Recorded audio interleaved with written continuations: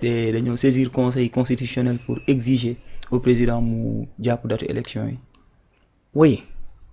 waaw président moom xam naa ni élection yi moom wax dëgg yàlla bu amee yéene organiser ko itam xam naa ni mu ko bëgg a organiser daal doy na waar te li graaw mooy ça dafay xaw a confirmer rek juste ñi nga xamante ne dañuy wax souvent man mii ma bokk ci que président mën na effectivement clignoter gauche jàdd droite wala clignoter droite jàdd gauche wala voilà nga foog day marqué feu mu accéléré li tax may wax loolu mooy président de la république li mu joxe comme raison bi tax mu war a mën a am parti politique mooy dafa bëgg a protéger la république nag ay règle la ay calendrier la ay institution la xam nga donc ay loi la et cetera ci loolu daf ci am loo xamante ne lu am solo la muy calendrier républicain parce que calendrier républicain bi li tax nit ñi di ko xam à l'avance c'est pour bañ a brouiller effectivement le jeu pour que règle yi leer tu sais gis nga au sein de la CEDEAO y a une règle buy wax ne dans un pays bu ñu waree organiser ay élections 6 mois avant kenn waratul laal li nga xamante ni moom mooy les règles du jeu xam nga loolu lan la pour que nit ñi am visibilité très tôt xam fan lañ jëm. teel a leer. très bien teel a leer boobu xam nga lu muy indi. maanaam day indi stabilité day indi dal day tax kenn du ne dañ maa léser parce que bu xam nga bu yàgg ni yëf yi di demee. xam nga su fekkoon ni dañoo bàyyi kenn ku ci nekk ngay def lu la neex ci calendrier républicain bi mën nga war a jàpp élection comme yow noppi nga yow yaa parti bi am doole bi nga daal di toog bañ ne ginnaaw suba la nga ni damay organiser fekk ne kenn préparé wu tu vois donc su boobaa da ngay biaiser nit ñi day am injustice moo tax les règles di leer bien avant c'est-à-dire bi ñu voté en 2022 le 23 janvier 2022 à partir de cette date c'est-à-dire tous les Sénégalais yi nga xamante ne dañoo intéressé à cette question xam nañ ni war nañu organiser waat ay élections au plus tard le 23 janvier 2027 tout le monde le sait au plus tard le 23 janvier 2027 parce que dañoo am un mandat de 5 ans à moins que catastrophe am ci diggante bi boo xamante ne dafa mën a kii fii lan moo fi am luy problème bi politique bi nga xamante ni moom la ñuy wax sax naan dafa am une tension ambiante politique bi ñuy wax maître Moussa Sarr dem na assemblée nationale wax na liy bëgg-bëggi président assemblée nationale ba nga xamante ni ñoom ñoo censé sax opposé wu ci moom nangul ko ay bëgg-bëggam kon tension politique boobu sax ñuy wax ambiante boobu c'est-à-dire existé wul kon su fekkee dañoo toog ba heure bi effectivement mënuñoo xam ndax dañuy dem élection wala duñu dem élection ça c'est la volonté manifeste du président de la République parce que xam nga lu tax c'est-à-dire moom la ñu jox cëggal guyam pour que mu mën a fixer la date parce que à partir de date boobu mu fixé c'est-à-dire tout le reste ci lay dépendre tey à partir du 26 août bii ñu jëm 26 août ba 23 janvier dafay nekk 150 jours li code bi wax code bi nga xamante ne moom mooy tënk élection locale dafa ne au plus tard 150 jours avant élection dañoo war a fixer le montant aux caution 150 jours avant élection dañoo war a fixer montant aux caution kon de ce fait bu ñu dépasser le 26 te président fixé wul une date ça veut dire quoi qu'est-ce que ça veut dire mooy ne élection yi pousse nañ ko puisque effectivement même su jàppaatee date faut ñu respecter 150 jours yi sinon on devient hors la loi tu vois alors que président warul mën a pousse élection locale te jaaroo assemblée nationale donc est-ce que nekkul dans les deux cas dañuy nekk hors la loi c'est ce que je veux dire allez-y et que loolu xam nga ci kan la nekk nii di émané nii li ñuy njort nii mu arrivé maanaam ci ki nga xamante ne mooy wax ne li ko tax a jóg c'est de défendre et de faire respecter la République borom parasol bi oui président de la République loolu sax ko tax a jóg c'est-à-dire dafa bokk ci ay prérogatives am tu vois donc loolu mooy problème bi nga xamante ne moom moo am aujourd'hui et que élection président moomu ko président assemblée nationale moomu ko opposition moomu ko parti au pouvoir moomu ko élection peuple bi moo ko moom parce que effectivement c'est une respiration démocratique gis nga li tax ñuy def ay calendrier di varier effectivement les dates et les années c'est pour que ñu bañ a toog lu yàgg te duñu mën a exprimer wu parce que boo dee dajale bis booy exprimer boo def naa ngi exploser moo tax ñuy def calendrier républicain pour que de temps en temps ñu organiser ay élections nit ñi mën a exprimer wu wax li nga xamante ni moom la ñu xalaat ci réew mi wax li nga xamante moo leen naqari à travers un vote. Et pour éviter les dérives. Mais bien entendu c'est ça. Parce que bu jaarul foofu rek. oui dina jaar mais day jaar feneen mooy li may wax ne boo emmagasiné boo def nang booy wax exploser. soit di nga wax lu ëpp wala nga wax loo regretter wala nga def loo regretter.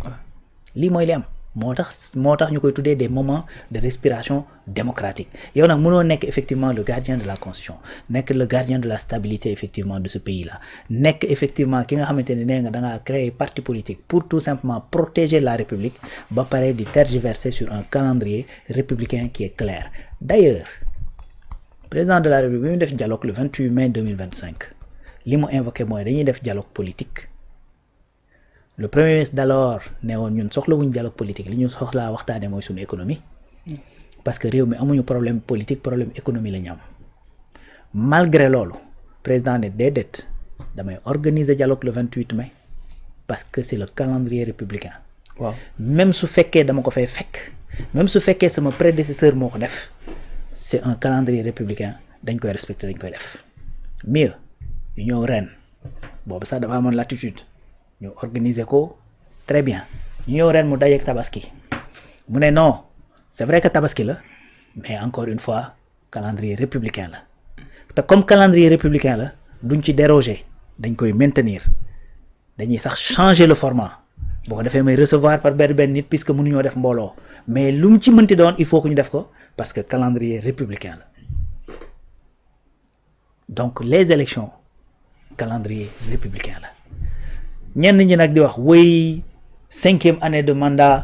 ma am na juste man maa ngi déglu am c'est quelqu'un de l'opposition te xam nga loolu moo ci gën a graaw fa laa doon glisser pour jëm fa c'est-à-dire bu njëkk da nga daan gis ne opposition mooy toog di wax naan condition yii buñ ci naree def élection et cetera duñ ko nangu fii la xari jaar et cetera yu demee noonu donc wala fii kenn du fi pousser ay date élection dañ koy def par force ku parewul yaa xam ak yu demee noonu. Exact. Mais aujourd'hui c'est le parti qui est au pouvoir moom mooy joxe toutes les explications possibles et imaginables pour wax ne pousse war naa mën a nekk ndax ba génne cette man xaw ma loolu nan lañ ko mën a expliquer cette question de 5e année de mandat. waaw léegi président Bassirou Diomaye Faye 5e année de mandat am 2029 la. waaw 2029 mooy 5e année de mandat am. donc day tàmbalee 2028 jeexee 2029 parce que année 360 jours la ou 365 ou 66 du moins 365 année bissextile 66 tu vois donc 2028 jëm 2029. kon bu ñu duggee ci biir 2029 bi bu ñu considérer ni 2029 mooy 5e année de mandat am kon président bu ko neexee organiser élection yi décembre 2029 waaw puisque mooy 5e année de mandat am kon bu ko neexee mu bàyyi ba décembre 2029 mu doog a organiser élection léegi kii bi nu mu tuddati assemblée nationale. waaw bu ñu demee ba nga xamante ni effectivement yegg nañ novembre 2029 ou décembre bi ñu leen installé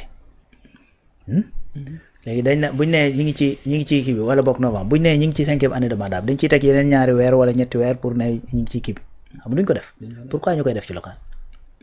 En plus il y a une jurisprudence parce que loolu bu mënoon nekk sax Macky Sall soxlawul woon mu doon. oui xam nga dans les deux sax bon loolu ça mu ngi noonu moom laay bëgg expliquer tey Macky Sall bi nga xamante ni le 2 avril jot na conseil constitutionnel dañ ko ak loo mënti xewle ak loo mënti def le 2 avril la ngay quitté pourquoi newuñu ci 5e année de mandat am nga ne te comme da koo pousse ba décembre mën nañ koo bàyyi mu dem parce que mi ngi ci 5e année bi quand on parle de 5e année de mandat ci li nga xamante ni moom mooy code des collectivités territoriales ak pour wax ci affaire mandat élus locaux yi mais on te parle de mandat mandat kay daa am fu mu yem bu ñu nee 5e année de mandat comme xam nga luy 5e xam nga luy année lan nga war a définir mandat bu ko defee nga ni mandat 5 ans la mandat buñ ko waxee daa am fu mu tàmbalee am fu mu yem nga ni mandat bi kañ la tàmbali ñun le 23 janvier ban année 2022 kañ la war a yem le 23 janvier ban année 2027 2027 2027 ok nga ni d'accord léegi kon ci diggante bi normalement war naa cee mën a compter 5 années nga wàññi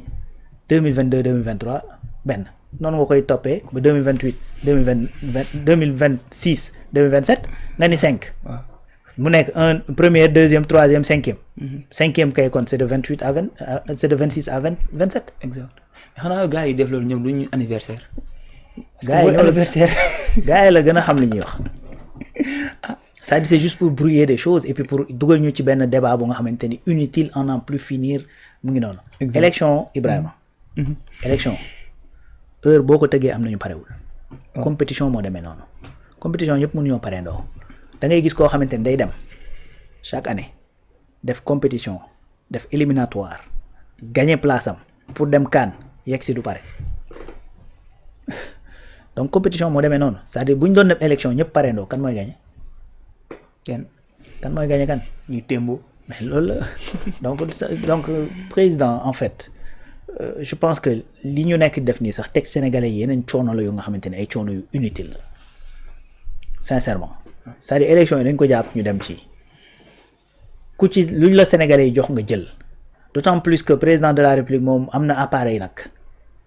parce que nee na am na 340 et quelques maires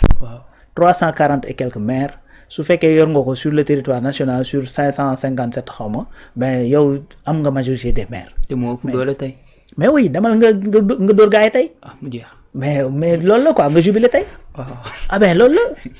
mais encore une fois il faudrait que ñu xam ni élection yi en tout cas ce vote là ça appartient au peuple et que amuñu droit di ko priver au gré effectivement des humeurs wala au gré effectivement des saisons politiques loolu moom kenn amu ci droit pour def ko le peuple sénégalais. exactement alors dañuy génn foofu dem fële sa Espagne parce que xoose génn de wala xoose moo ñëw Dakar xoose ñëw Dakar et